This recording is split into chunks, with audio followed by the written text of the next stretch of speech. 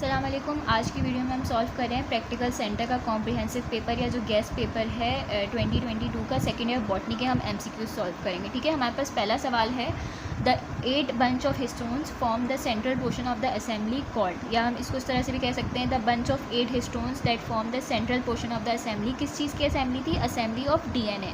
जो डीएनए हमारा असेंबल हो रहा था अराउंड अ सेंट्रल पोर्शन, उसको हम क्या कहते थे? उसको हम कहते थे न्यूक्लियोसोम्स। ठीक है, पेज नंबर 146 के ऊपर ही लिखा हुआ आपको मिल जाएगा। ठीक है, होता क्या था बेसिकली कि जो डीएनए था वो आपका एक इस तरह का एक बंच बनता था जिसके अंदर 8 हिस्टोन प्रोटीन्स होते थे और इसके अराउंड जो होती है वो डीएनए रैप होता था। दो इसकी सर्कुलर एक तरह से रैपिंग होती थी। तो ये एक असेंबली होती थी और फिर इसके बाद फिर वो कंडेंस होता था और फिर इस तरह से डीएनए का स्ट्रक्चर जो होता है न्यूक्लियस के अंदर असेंबल होता था। तो इस चीज़ को हम न्यूक्लियोसोम कहते थे जिसके ऊपर डीएनए असेंबल होते थे। ठीक है, न्यूक्लियोटाइड हमें पता है कि जो डीऑक्सीराइबोन्यूक्लिक एसिड होता है डीएनए, वो एक पॉलीन्यूक्लियोटाइड चेन होता है। न्यूक्लियोटाइड के अंदर आपके पास जो होते हैं फॉस्फेट आ जाता है, शुगर आ जाता है, शुगर फॉस्फेट बॉन्ड होता है, शुगर बैकबोन होती है और आपके पास नाइट्रोजनस बेसिस वगैरह होते थे। और आपके पास मीसोसोम्स हमने पढ़ा था फर्स्ट ईयर में कि जो प्रोकैरियोट्स होते हैं, बैक्टीरिया वगैरह होते हैं, उनके अंदर जो मेम्ब्रेन लेस या जो ऑर्गेनल्स होते हैं प्रिमिटिव टाइप के, उनको मीसोसोम्स कहते थे। और राइबोसोम आपको पता है कि power house of the cell होता है। ठीक है, उसके बाद है ecosystem having lotic water is called. तो पेज नंबर 258 पे बताया हुआ है लोटिक वाटर आपका होता था running water. Lentic water was stagnant water, यानी वो वाटर जो रुका हुआ है। लोटिक वाटर जो रनिंग है। तो पॉन्ड, स्वैम्प, लेक, ये सारे जो होते हैं वो रुके हुए पानी होते हैं, ठहरे हुए पानी होते हैं। यहाँ पे सिर्फ रिवर जो होती है वो स्ट्रीम्स वगैरह जो होती हैं वो फ्लो कर रही होती है, रनिंग होती है, तो वो लोटिक वाटर होती है। आपको याद रखना है lotic is running and lentic is stagnant. ठीक है, उसके बाद है the mRNA exposes only a 3 nucleotide sequence which is set to be. तो ये आपको पता होना चाहिए कि इसको हम कहते हैं जेनेटिक कोड। जो mRNA होता है उसके ऊपर 3 बेस सीक्वेंस का एक बेसिकली 3 न्यूक्लियोटाइड से एक सीक्वेंस बन रहा होता है जो कि इनकोड करता है एक इन्फॉर्मेशन, और वो फिर जो होती है ट्रांसलेट होती थी। ठीक है, तो इसके अंदर क्या होती थी, कोई भी 3 न्यूक्लियोटाइड बेस होती थी और वो एक पर्टिकुलर अमाइनो एसिड को इनकोड कर रही होती है। यानी अगर वो 3 न्यूक्लियोटाइड बेसिस होंगी तो उसके रिजल्ट में कोई एक अमाइनो एसिड आके चेन के अंदर लग जाता था। हमने ये पढ़ा था। ठीक है, उसके बाद अलील आपको पता होना चाहिए कि क्या है। तो जो हमारे पास 2 होमोलोगस क्रोमोसोम होते हैं उसके ऊपर सेम लोकेशन के ऊपर जो 2 पेयर ऑफ जीन्स एग्जिस्ट कर रही होती हैं उनको हम अलील कहते थे। न्यूक्लियोसोम हमने ऊपर पढ़ लिया है। न्यूक्लियोटाइड आपको पता है कि क्या होता है। ठीक है, उसके बाद है in Turner syndrome the condition of chromosome is the example of. तो ये आपको पता होना चाहिए कि ये होती है मोनोसोमिक। मोनोसोमिक का क्या मतलब है कि हमारे पास नॉर्मल क्या होते हैं 44 ऑटोजोम्स होते हैं और एक पेयर होता है सेक्स क्रोमोसोम का, यानी अगर फीमेल है तो XX होगा और मेल है तो XY होगा। ठीक है, और ये होते हैं टोटल 46 क्रोमोसोम। मोनोसोमिक के अंदर क्या होगा कि कोई एक जो है वो इस पेयर में से कोई एक पार्टनर एब्सेंट होगा। तो कोई अगर एक पार्टनर एब्सेंट हो गया तो 44 ऑटोसोम्स और सिर्फ एक क्रोमोसोम। तो ये कंडीशन यानी एक होमोलोगस पेयर के अंदर सिर्फ एक क्रोमोसोम अगर प्रेजेंट है तो वो मोनोसोमिक कहलाता है। ट्राइसोमिक का मतलब है इस पेयर के अंदर 2 से ज़्यादा यानी कि 3 हैं, इस तरह से हैं या फिर Y है, तो ये ट्राइसोमिक हो गया। नलीसोमिक का मतलब है इस एक पेयर के अंदर दोनों एब्सेंट है। और पॉलीसोमिक का मतलब है कि 3, 4 या उससे ज़्यादा प्रेजेंट है क्रोमोसोम एक पेयर के। तो वैसे 2 का होता है लेकिन अगर वो 3, 4 ज़्यादा होगी या उससे ज़्यादा होगी तो वो पॉलीसोमिक कहलाएगी। ठीक है, उसके बाद है in plant the cell elongation is induced by the exposure of. किस तरह की लाइट के एक्सपोजर से सेल इलोंगेशन होती है? पेज नंबर 127 पे आपको बताया हुआ है कि लाइट की आपके पास जो होती है 3 प्रॉपर्टीज़ होती है। एक उसकी ड्यूरेशन होती है, दूसरा उसकी जो है क्वालिटी होती है और एक उसकी इंटेंसिटी होती है, मेरे ख्याल से उसकी स्ट्रेंथ होती है। उस पर डिपेंड करती है प्लांट की ग्रोथ। स्ट्रेंथ यानी कि कितनी वेवलेंथ की होगी तो वो अलग तरह से प्लांट के ऊपर एक्ट करेगी। क्वालिटी यानी कि red light, blue light, infrared, ultraviolet, x-ray, सबका अलग अलग इफेक्ट होगा। और ड्यूरेशन यानी कि डे और नाइट की ड्यूरेशन में प्लांट के ऊपर किस तरह से एक्ट करती है। तो आपको याद रखना है कि जो रेड लाइट होती है वो सेल को इलोंगेट करती है और जो ब्लू लाइट होती है वो सेल इलोंगेशन को इनहिबिट करती है, लेकिन ये सेल को डिवाइड कराती है। ठीक है, अल्ट्रावायलेट भी जो होती है वो ग्रोथ को रिटार्ड करती है, ये बुक में लिखा हुआ है। ठीक है, तो यानी कि आपको पता होना चाहिए कि सेल इलोंगेशन और सेल डिवीजन के दरमियान क्या फ़र्क है। एक सेल है, इसी को हम बड़ा कर दें तो ये इलोंगेशन हो गई, और अगर हम इसको ये जो है वो डिवाइड हो जाए 2 में तो ये इसकी हो गई डिवीजन। तो ब्लू लाइट डिवीजन कराती है, रेड लाइट इलोंगेशन कराती है। ठीक है, उसके बाद in plants the cytokinesis takes place with appearance of. तो ये आपको याद करना है कि साइटोकाइनेसिस यानी कि जो सेल है उसकी जो सेल डिवीजन है वो प्लांट में अलग तरह से होती है, एनिमल में अलग तरह से होती है। प्लांट में किस तरह से होती है, सेल प्लेट अपेयर होता है, यानी कि जब ये साइटोप्लाज्म डिवाइड होगा तो बीच में एक प्लेट अपेयर होगी और उसके बाद फिर उस तरह से मूव करेगा साइडवेज और ये सेल जो है आपका डिवाइड हो जाएगा। और एनिमल में किस तरह से होता है, एनिमल में ये जो सेल होता है इसके साइड बेस से इस तरह से ये अलग होना शुरू होता है और फिर ये सेंटर में आके ज्वाइन हो जाता है और सेल जो होता है डिवाइड हो जाता है।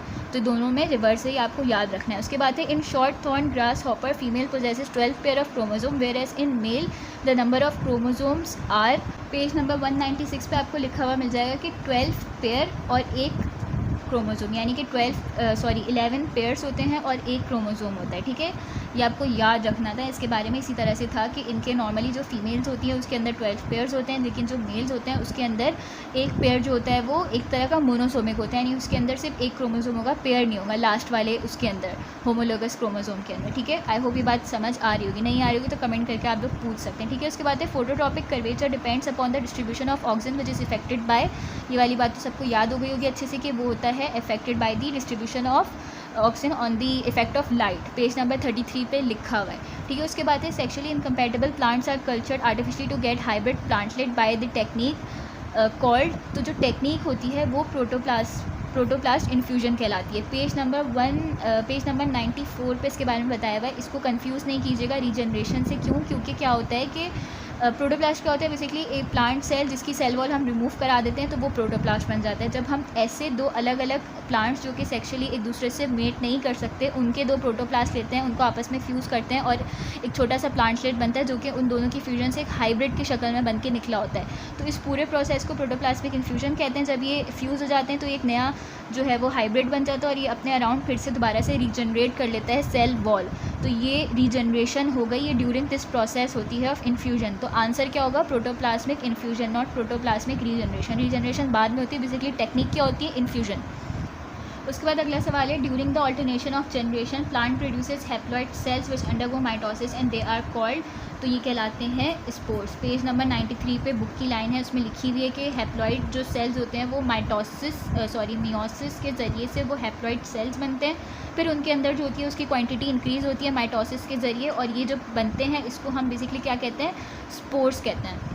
और स्पोर्स बनने का जो प्रोसेस होता है वो स्पोरिलेशन कहलाता है। ठीक है, उसके बाद है at the end of G2 stage the volume of the cell है। हमने पढ़ा है सेल डिवीजन से पहले एक इंटरफेस होता है जिसके अंदर सेल अपने आप को जो है प्रिपेयर करता है। उसके 3 स्टेजेस थे, G1, S और G2। ठीक है, तो G1 के अंदर हमने पढ़ा है कि कोई DNA सिंथेसिस नहीं होती, इसके अंदर सेल सिर्फ अपने आप को प्रिपेयर करता है, एंजाइम्स वगैरह डेवलप करता है, RNA की जो सबस्ट्रेट होते हैं RNA बनाने के लिए वो सब जमा करता है, यानी कि जो भी DNA के लिए चीज़ें चाहिए वो सारी इकट्ठी करेगा। उसके बाद फिर DNA को रेप्लिकेट करेगा, सिंथेसिस होगी और G2 के अंदर जो होता है वो DNA रेप्लिकेट होकर क्या हो चुका होता है, डबल्ड हो चुका है। सेल का वॉल्यूम जो होता है वो डबल हो चुका है, ना अनचेंज होता है, ना हाफ होता है, ना रिड्यूस होता है।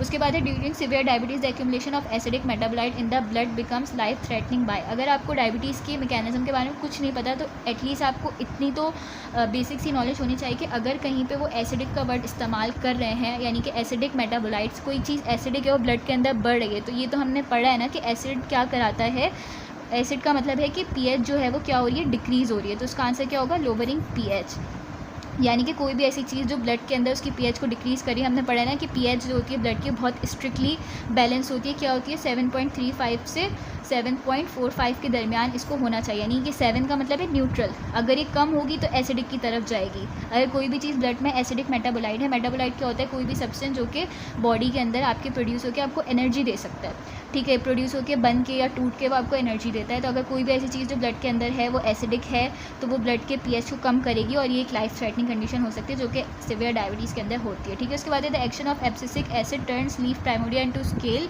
ये लिखा हुआ है पेज नंबर 201 के ऊपर। ठीक है, डायबिटिक मेलाइटिस की हेडिंग में। उसके बाद the action of abscisic asset turns leaf primordia into scale which promotes, तो ये प्रोमोट करता है सेनेसेंस को, यानी कि एजिंग के प्रोसेस को। ये होता है due to the process of seed dormancy की वजह से होता है और ये क्या प्रमोट करता है, सेनेसेंस को। तो ये बेसिकली ये भी बुक की लाइन है, कंफ्यूज नहीं करना है सीड डोमेंसी वाले ऑप्शन से। इसका राइट आंसर सेनेसेंस है, पेज नंबर 63 पे आपको लिखा हुआ मिल जाएगा। नहीं, जब सीड डोमेंसी की कंडीशन में जाता है, ड्राउट होती है, कहत होती है, पानी नहीं होता, तो सीड जो है वो फूट के प्लांट नहीं बनेगा, वो डोरमेंट हो जाएगा, वो सो जाएगा और वो अपने लीव्स को जो है वो स्केल सी शक्ल में बना लेगा और ये प्रोसेस जो होता है वो एजिंग की तरफ, सेनेसेंस इज़ बेसिकली एजिंग।